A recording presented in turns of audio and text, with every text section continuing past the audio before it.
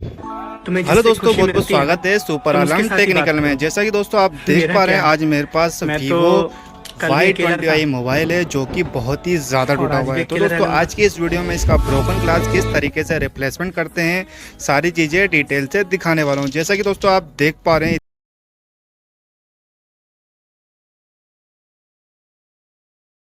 इतना ज़्यादा टूटा हुआ है। इस एलसीडी को फ्रेम से बाहर निकालना काफ़ी मुश्किल होती है। तो दोस्तों इस वीडियो में मैं आपको इस एलसीडी को फ्रेम से बाहर निकाल कर इसका ग्लास किस तरीके से रिप्लेसमेंट करते हैं वो चीज़ दिखाने वाला हूं। तो दोस्तों अगर आप इस एलसीडी को डायरेक्ट वायर डाल के निकालने की कोशिश करेंगे ना, मतलब फ्रेम में ही एलसीडी है, डायरेक्ट आप वायर डाल के उतारने की कोशिश करेंगे तो इतना ज़्यादा टूटा हुआ है कि वायर आपका हर जगह फंसेगा। कांच इतना ज़्यादा बिखरा हुआ है कि कांचों में जाके वायर फंसेगा। आप डायरेक्ट इसको उतारने में बहुत ही ज़्यादा टाइम लग जाएगा और वायर आपका बार बार में टूटेगा। तो दोस्तों इस वीडियो में इस एलसीडी को फ्रेम से बाहर निकालूंगा फ्लेक्सो लिक्विड के ज़रिए। तो दोस्तों फ्लेक्सो लिक्विड जो होता है उसको हम इस एलसीडी के जो चारों तरफ होता है ना फ्रेम का, वहाँ वहाँ हल्का हल्का लगाएंगे और मशीन पे अच्छे से हीट करेंगे। उसके बाद इस एलसीडी को फ्रेम से बाहर निकालेंगे। जैसे कि दोस्तों आप देख पा रहे हैं, मैंने फ्लेक्सो लिक्विड इसके चारों तरफ लगाया, फिर इसको मशीन पर अच्छे से हीट करा और ओसीए पेपर होता है ना, ओसीए पेपर का जो वेस्ट शीट निकलती है कड़क पन्नी, उसकी सहायता से मैं किस तरीके से इस एलसीडी को फ्रेम से निकाल रहा हूँ, उस पन्नी की सहायता से किस तरीके से इसके कांच को काट रहा हूँ, इस तरीके से मैं इस एलसीडी को फ्रेम से निकालने वाला हूँ। और उसके बाद इस मोबाइल को खोलने का रीज़न ये है दोस्तों, इस एलसीडी में हल्का फुल्का बेंड है क्योंकि इतना ज़्यादा टूटा हुआ है, ये आपके मशीन पे डायरेक्ट चिपक नहीं पाएगा। उसके लिए इस एलसीडी को मैं फ्रेम से निकाल कर उसको मशीन पे चिपकाने की कोशिश करूँगा या किसी एक बंदे से इस एलसीडी को पकड़वा कर उतरवाऊँगा, क्योंकि ये वैक्यूम मशीन पे चिपकेगा नहीं। इसलिए इस एलसीडी को मैंने फ्रेम से बाहर निकालने वाला हूँ वीडियो के अंदर। तो दोस्तों इस तरीके से मैंने इसके कोनों कोनों में फ्लेक्सो लिक्विड लगाया और उसके बाद इसको हीट करा अच्छे से, और इस पन्नी की सहायता से मैं किस तरीके से इसके ग्लास को काट रहा हूँ, फ्रेम से बाहर निकालने की कोशिश कर रहा हूँ, आप वीडियो में अच्छे तरीके से देख पा रहे होंगे। तो दोस्तों इस तरीके से आप भी बहुत ही इजीली इतने ज़्यादा टूटे हुए एलसीडी को बहुत ही इजीली इस तरीके से निकाल सकते हैं दोस्तों।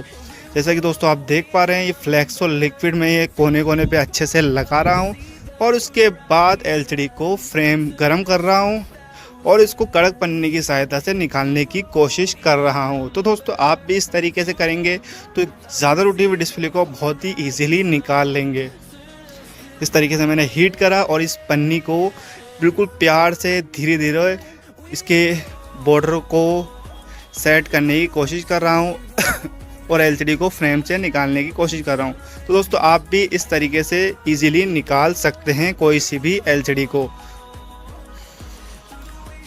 दोस्तों बहुत ज़्यादा टूटा हुआ है इसलिए थोड़ा इसमें ज़्यादा टाइम लग गया, बाकी तो इस एलसीडी को आप बहुत ही नॉर्मली फ्रेम से बाहर निकाल लेते हैं। अगर ये टूटा हुआ नहीं होता तो इसमें टूटा हुआ ज़्यादा है, इसलिए में थोड़ा सा ज़्यादा टाइम लग रहा है। इस तरीके से मैंने तीन जगह से लगभग इसको फ्री कर लिया है। अब लास्ट वाली जगह है, मैं वहाँ से इसको फ्री करने की कोशिश कर रहा हूँ। जैसे कि दोस्तों आप देख पा रहे हैं, एलसीडी लगभग मैं उसको उठा रहा हूँ और नीचे की साइड से भी हमारी एलसीडी फ्री हो गई है दोस्तों। चलिए मैं आपको एक बार चेक करा देता हूँ कि हमारी एलसीडी सही निकली है या नहीं। तो दोस्तों हमारी एलसीडी बिल्कुल परफेक्ट निकली है। अभी इस टाइम गर्म है एलसीडी, इसलिए प्रॉपर तरीके से नहीं आ पा रही है। ठंडी होते ही पूरी की पूरी डिस्प्ले आ जाएगी दोस्तों। तो चलिए दोस्तों इस पर मैं पन्नी लगा लेता हूँ। पन्नी लगाने का रीज़न साफ ये है कि इसकी मशीन जो वैक्यूम मशीन होता है इस पर अच्छी पकड़ रहे और इतना ज़्यादा टूटा हुआ है कि इसका गिलास बिखरे ना, इसलिए पन्नी लगाने का रीज़न यही है दोस्तों। अगर आप पन्नी नहीं लगाएंगे और वैक्यूम मशीन पे चिपकाएंगे, ग्लास उतारने की कोशिश करेंगे तो उसका ग्लास हर जगह से फैल जाएगा या आपका वायर कहीं ना कहीं अटक जाएगा और ग्लास इधर उधर बिखर जाएगा, तो आप उतार नहीं पाएंगे। रीज़न यही है कि पन्नी लगाने का, पन्नी आप लगा लोगे तो प्रॉपर तरीके से वैक्यूम मशीन पे एलसीडी चिपक जाएगी और गिलास बिखरेगा नहीं। तो दोस्तों इस एलसीडी में बैंड है, जैसे कि मैंने स्टार्टिंग में बताया, और ये डायरेक्ट वैक्यूम मशीन पे नहीं चिपक रहा है। तो इसको मैं डायरेक्ट इसको खोलने वाला हूँ और इसकी एलसीडी का गिलास में उतारने वाला हूँ मशीन पे चिपका के।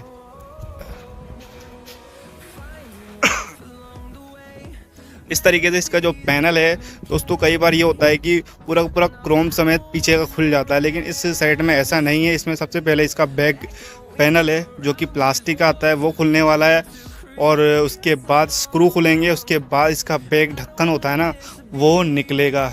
कई लोग इसको पूरा का पूरा ढक्कन निकालने की कोशिश करते हैं, तो दोस्तों वो चीज़ करने की कोशिश ना करना। इसका सबसे पहले तो बैक पैनल है वो खुलने वाला है, उसके बाद स्क्रू खुलने वाले हैं, और उसके बाद इसका पीछे का क्रोम होता है, बॉडी बोल लो, वो खुलने वाली है दोस्तों। इस तरीके से मैंने इसके क्रोम को खोल लिया दोस्तों। आप भी इस तरीके से बहुत ही इजीली इसके बैग को आसानी से खोल सकते हैं। तो दोस्तों इस तरीके से मैं फटाफट स्क्रू वगैरह इसके खोल लेता हूँ और एलसीडी को फ्रेम से बाहर निकाल लेता हूँ, और इसके बाद इसका ग्लास में उतारते हुए दिखाता हूँ आपको किस तरीके से इसका ग्लास उतारते हैं। तो दोस्तों इस तरीके से यहाँ टेपिंग है, मैं इसको कटर की सहायता से काट लूँगा और एलसीडी को फ्रेम से बाहर निकाल लूँगा। तो चलिए दोस्तों इसका ग्लास उतारते हैं। ग्लास उतारने में दोस्तों बहुत ही ज़्यादा सावधानी रखनी है, क्योंकि बहुत ही ज़्यादा टूटा हुआ है।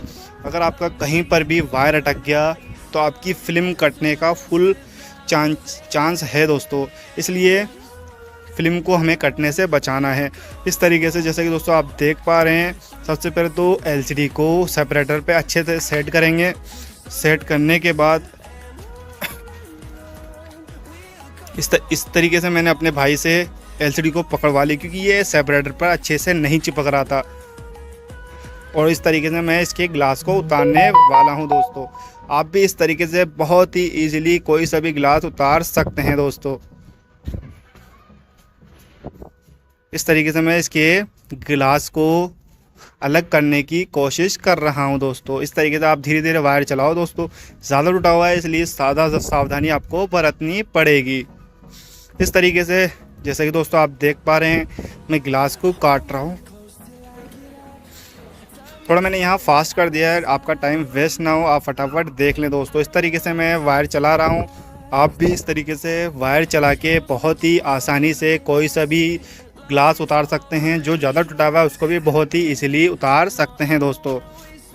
इस तरीके से मैंने एक बार वायर चला लिया दोस्तों दूसरी बार भी वायर चला ले। कई बार पहली बार वायर चलाने के बाद भी कहीं ना कहीं से हल्का फुल्का चिपका हुआ रहता है ग्लास, तो दोस्तों दूसरी बार भी वायर चला ले, जिससे कि प्रॉपर तरीके से आपका ग्लास अलग हो जाए। इस तरीके से मैंने यह वायर चला लिया दोस्तों। अब मैं एलसीडी को उठा लेता हूँ और फिर इसके ग्लू को साफ़ करके दिखाता हूँ किस तरीके से इसके ग्लू को साफ़ करना है। इस तरीके से मैंने एलसीडी को उठा लिया है। अब इस टाइम एलसीडी बिल्कुल गर्म है, तो थोड़ा बहुत मैं ग्लू यहाँ साफ़ कर लेता हूँ और उसके बाद मशीन की सहायता से इसके ग्लू को साफ़ करने वाला हूँ। दोस्तों एक चीज़ का ख़ास तौर पे ध्यान रखें, एलसीडी का कांच इतना ज़्यादा टूटा हुआ था कि हाथ से आप साफ़ करो ना उस जगह ध्यान रखें, क्योंकि कांच के छोटा सा भी कण आपके अंगूठों पे चुभ सकता है। तो दोस्तों ज़्यादातर आप है ना मशीन की सहायता से साफ़ करने की कोशिश करना, और जितने भी कांच हो उसको पहले ही साफ़ कर लेना। तो दोस्तों इस तरीके से जैसे कि दोस्तों आप देख रहे हैं मशीन की सहायता से किस तरीके से इसके ग्लू को हटा रहा हूँ। तो दोस्तों ग्लू को हटाने के लिए हल्की फुल्की आपका ये जो गम है ना, ये गर्म होना चाहिए। गर्म होगा तो बहुत ही अच्छे से और आसानी से इसका ग्लू रिमूव हो जाएगा। तो दोस्तों चलिए इसको थोड़ा सा हीट कर लेते हैं, या दोस्तों मैं इसको सीधा का सीधा मशीन पे चिपका के ही इसको हटा लेता हूँ। दोस्तों मशीन पे तभी चिपकाएँ जब इसका जो बैग होता है ना मेटल का होगा, तो इसमें रिफ्लेक्टर में सल नहीं पड़ेगा। या आप कई बार होता है कि रिफ्लेक्टर वाली जो डिस्प्ले होती है जिनका पीछे मेटल नहीं होता है, आप उनको चिपका लेते हैं तो पीछे गोल गोल से बबल जैसे बन जाते हैं, डब्बे जैसे बन जाते हैं। अगर आप एलसीडी चालू करोगे ना तो वो बहुत ही ज़्यादा भद्दा लगता है। तो दोस्तों इसकी ये बैग है ना मेटल का है, इसलिए मैंने इस मशीन पे इसको चिपकाया है और इसका ग्लू साफ़ करा है। इस तरीके से मैंने ग्लू हटाने के बाद जो लास्ट क्लीनिंग होती है, या तो आप फैल्कॉन से कर सकते हैं या तारपिन लिक्विड से कर सकते हैं। तो दोस्तों जो लास्ट क्लीनिंग होती है सबसे लास्ट वाली, मैं फैल्कॉन लिक्विड का ही यूज़ करता हूँ। उससे एक एक डस्ट प्रॉपर तरीके से हट जाते हैं दोस्तों। इस तरीके से पूरा का पूरा मैंने ये क्लीन कर लिया है। अब मैं इसके ऊपर OCA लगाने वाला हूँ। OCA लगाने के बाद मैं इसका ग्लास मशीन में पंच करके दिखाने वाला हूँ किस तरीके से इसकी पंचिंग करते हैं। तो दोस्तों इस टाइम जो हमारा जयपुर है पूरा लॉकडाउन हो चुका है, लेकिन कुरियर सर्विस सारी की सारी चालू है। तो दोस्तों अगर आपको कुरियर के थ्रू मोबाइल सही कराना है मुझसे, तो एक नया एड्रेस है वो आपको मिल जाएगा। उस एड्रेस पे आप कुरियर के थ्रू मोबाइल भेज सकते हैं और बहुत ही ईजीली और गारंटी के साथ अपना ग्लास चेंज करा सकते हैं। तो दोस्तों मैं 2 कंडीशन में काम करता हूँ। एक तो ये है कि अगर डिस्प्ले की रिस्क मेरी है तो उसमें आपके थोड़े बहुत चार्जेस ज़्यादा लगते हैं, क्योंकि डिस्प्ले की रिस्क मेरी है। बाई चांस डिस्प्ले का ग्लास चेंज करने में अगर डिस्प्ले ख़राब हो जाती है, वैसे होती नहीं है, अगर बाई चांस ख़राब भी हो जाती है तो मैं आपको नई ओरिजिनल डिस्प्ले लगा के देता हूँ, लेकिन उसमें थोड़े बहुत चार्जेस कम ज़्यादा हो जाते हैं। तो दोस्तों अगर आप खुद की रिस्क पे काम करवाते हैं ना, मतलब डिस्प्ले की रिस्क भी आपकी है, तो उस कंडीशन में जो आपकी जो डिस्प्ले की जो रिस्क रहती है वो आपकी रहती है। उस कंडीशन में आपकी जो प्राइस है ना काफ़ी कम हो जाती है दोस्तों। लेकिन दोनों कंडीशन में काम हो जाते हैं, ख़राब नहीं होती है। तो दोस्तों इस तरीके से मैंने एलसीडी को चालू करके आपको दिखा दिया है। हमारी एलसीडी परफेक्ट है। इतना ज़्यादा टूटा होने के बावजूद भी हमने बहुत ही ईजीली इसी एलसीडी को फ्रेम से बाहर निकाला, उसका ग्लास उतारा और इस तरीके से मैंने आपको चेक करा के दिखाया कि हमारी एलसीडी बिल्कुल परफेक्ट है। तो चलिए दोस्तों इसकी पंचिंग मशीन में करते हैं और देखते हैं किस तरीके की फिनिशिंग आती है। तो दोस्तों जो मेरा काम करने का तरीका है, बिल्कुल मैं फिनिशिंग से ही काम करके देता हूं और कुरियर सर्विस काफ़ी अच्छी है। इस टाइम लॉकडाउन होने के बावजूद सारी की सारी कुरियर सर्विस चालू है। तो आप किसी भी कुरियर सर्विस से आप मेरे पास मोबाइल भेज सकते हैं। DTDC ज़्यादा बेस्ट है, क्योंकि मेरे DTDC जो इस टाइम है बिल्कुल नज़दीकी है। आप उससे भेजो, मेरे पास बहुत ही ईजिली आपका मोबाइल आ जाएगा और आपका ग्लास बहुत ही ईजिली चेंज हो जाएगा। चलिए दोस्तों इसके जो ओसी मैंने इस पर लगाया था, ऊपर की लास्ट वाली लेयर को हटाते हैं और इसके बाद मैं इसके ऊपर ग्लास रखता हूँ। ग्लास रखने के बाद इसकी पंचिंग मशीन में किस तरीके से करते हैं वो आप ध्यान से देखना दोस्तों। बहुत ही शानदार पंचिंग होगी और इसके बाद इसको बबल रिमूवर, इसके बबल किस तरीके से निकालते हैं वो भी मैं आपको दिखाता हूँ। दोस्तों ग्लास बहुत ही सावधानी से रखें, तिरछा विरछा ना करें। तिरछा हो जाता है तो फिर ग्लास लगने के बाद साइड से अलग ही दिखता है और भद्दा लगता है और फिटिंग में भी मज़ा नहीं आता है। तो दोस्तों एलसीडी को प्रॉपर तरीके से सही से रखें। इस तरीके से मैंने एलसीडी पर ग्लास रख लिया है। अब मैं इसकी इस डाई पे एलसीडी को रख लिया है। अब मैं इसकी पंचिंग मशीन में आपको करके दिखाने वाला हूँ। जैसा कि दोस्तों आप देख पा रहे हैं मेरे पास BST 1 Pro मशीन है। इसमें पंचिंग काफ़ी अच्छी हो जाती है। ये मैंने अभी नई मशीन ली है, अपने जो मैंने कोर्स रेडी कर रहा हूँ उसके लिए मैंने ये मशीन ली है। तो दोस्तों इसमें सबसे पहले तो फ्लैट एलसीडी लेमिनेशन हमें करनी है। उसके लिए फ्लैट एलसीडी लेमिनेशन विंडो में हमें जाना है और मशीन को स्टार्ट कर देना है। तो दोस्तों इसमें हमें 30 सेकंड तो वैक्यूम बनने वाला है और 20 सेकंड हमारी एलसीडी की पंचिंग होने वाली है और उसके बाद हम एलसीडी को बाहर निकालते हैं। इस तरीके से हमारी पंचिंग हो चुकी है। मैं आपको चेक कराता हूँ कि किस तरीके की फिनिशिंग आई है। जैसे कि दोस्तों आप देख पा रहे हैं इसमें थोड़े बहुत ज़्यादा ही बबल रह गए हैं। उम्मीद से ज़्यादा इतने रहते नहीं है, इस एलसीडी में रह गए हैं। तो दोस्तों अगर ज़्यादा बबल रह जाएँ तो हमें लगभग 10 मिनट या 8 मिनट के आसपास इसको मैं बबल रिमूवर में डालूंगा। जैसे कि दोस्तों आप देख रहे हैं बबल रिमूवर विंडो मैंने खोल ली है और ये इस तरीके से स्टार्ट कर दिया है। लगभग मैंने 10 मिनट के आसपास इसको चलाना है।